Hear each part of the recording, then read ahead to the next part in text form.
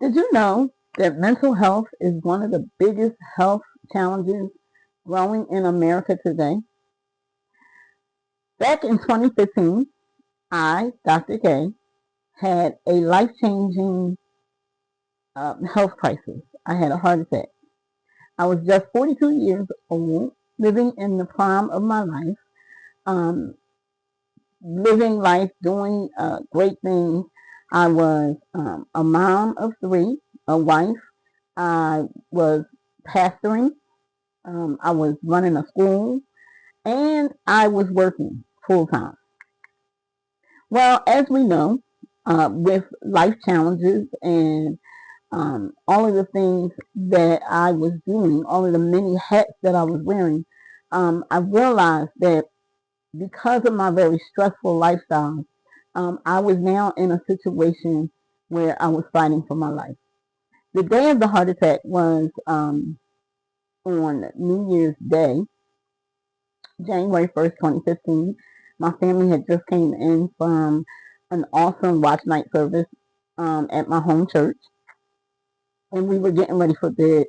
And what I realized is that I had been having symptoms basically about 2 weeks prior to the actual heart attack. But anyhow, we came home, was getting ready for bed, and what I thought was heartburn actually was the start of a heart attack. Um, and when I think over that night, what I actually thought was taking me out of here actually ended up being the very thing that saved my life.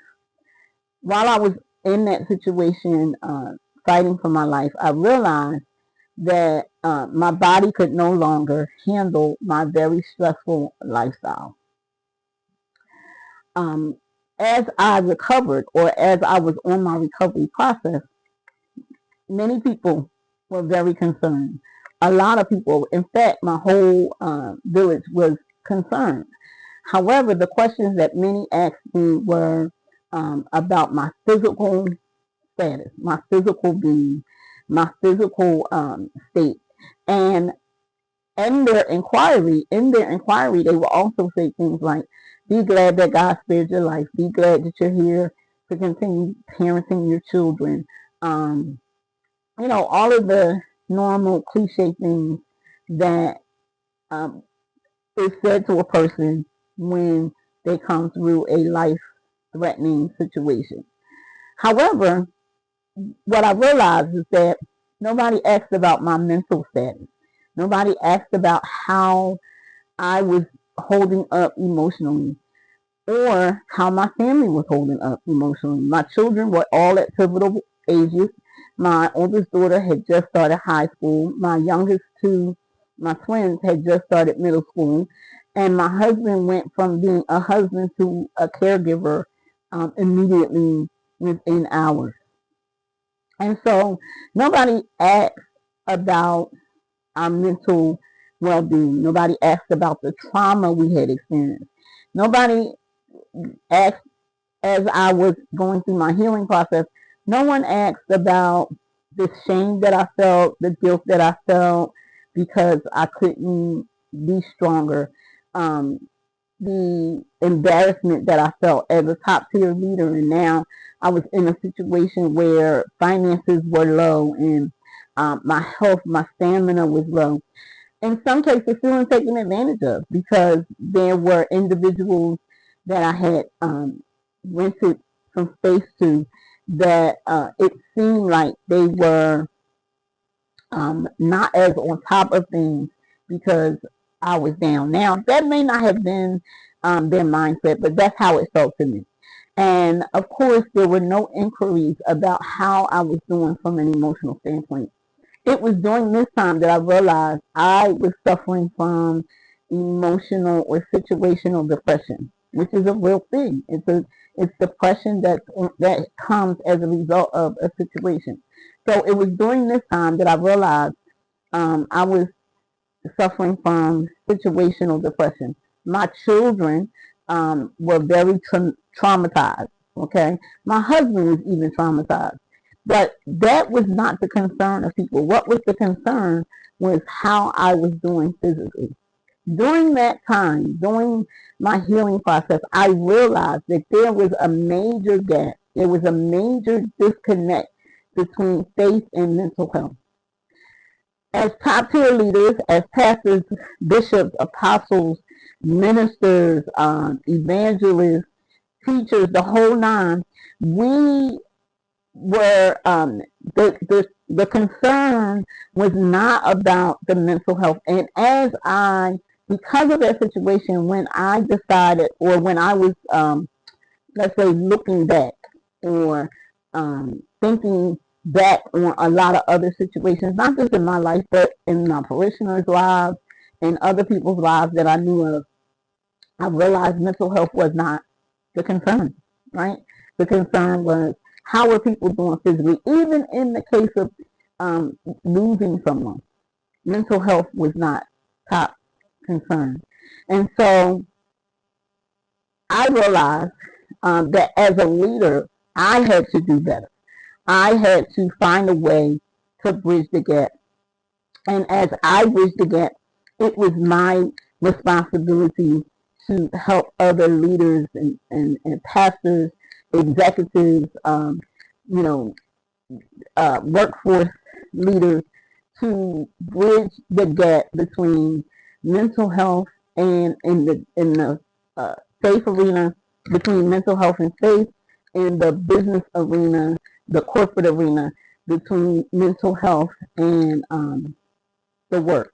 Okay, and it is very important, because when people are not doing well emotionally, then they're not going to perform physically. When people aren't doing well from a mental health standpoint, then they're not going to give you their best. And oftentimes, when we're in church settings or ministry settings, we will label a person's behavior. We will label them as being defiant, or being insubordinate, or reprobate, and all of those different terminologies that we know in ministry. And it really isn't any of that. People are going through, and because they are going through, they don't necessarily know how to handle not just the physical aspect of what's going on, but all of the emotions that come along with it. And somebody such as myself is going through a major life change that was not only a physical crisis, having a heart attack, but it was also a major life change. Not just me, but my family, we had to adjust to a new norm. My church had to adjust to a new norm.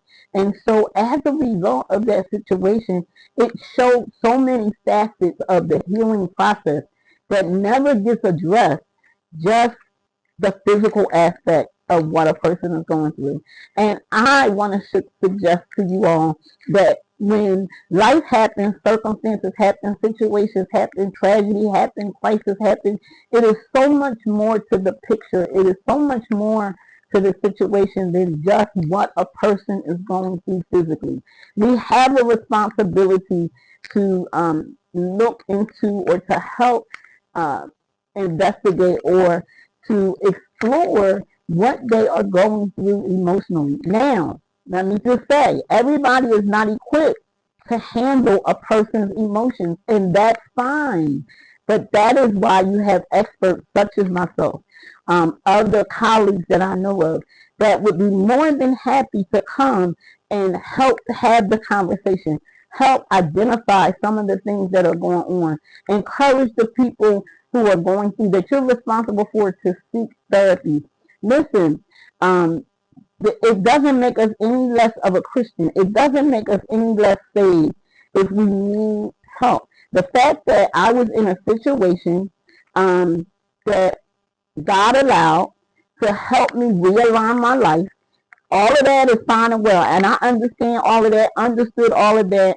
But the fact that that was my situation, and then my family's situation, did not negate the fact that my children were traumatized when they saw me fall over the bed. It did not negate the fact that my children went from one lifestyle of living to now another lifestyle. It didn't negate the fact that we went from me making a six-figure income by myself, not including my husband's income.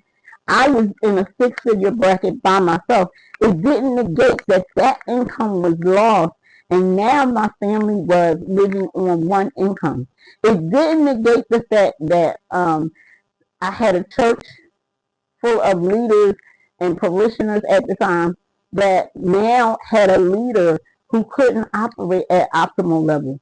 It didn't negate any of those things. And so from an emotional standpoint, that was a lot. And unfortunately, we had to go through the process via trial and error because, as I said earlier, uh, nobody asked about that. And don't get me wrong, I understand that people didn't mean any harm. They just didn't know any better. And so that's why you have me, Dr. K. And I am here on a mission, on assignment, to help bring awareness to the importance of bridging the gap between mental health and faith. We cannot just be concerned about a person's physical position, their physical health. We have to also be concerned. Take the time to be concerned about what's going on emotionally. If you have a parishioner that is homeless, they were in a home, they were on a job, and now they're homeless, it's not just about how they're feeling from a physical standpoint, but what emotional turmoil does that bring? What emotional situations does that bring? What emotional baggage, I would say, does that bring? How do they feel? How has that impacted their emotional health? They were in a home, they were living good, and now they're homeless. And so that's just an example. But we have to be concerned about that. One of the things as church leaders that we tend to do is we are pushing the fact, and we are honing in on the fact that it is the people of God's responsibility to take care of our houses of worship. And although that is true, it is very true because the Bible says that, right?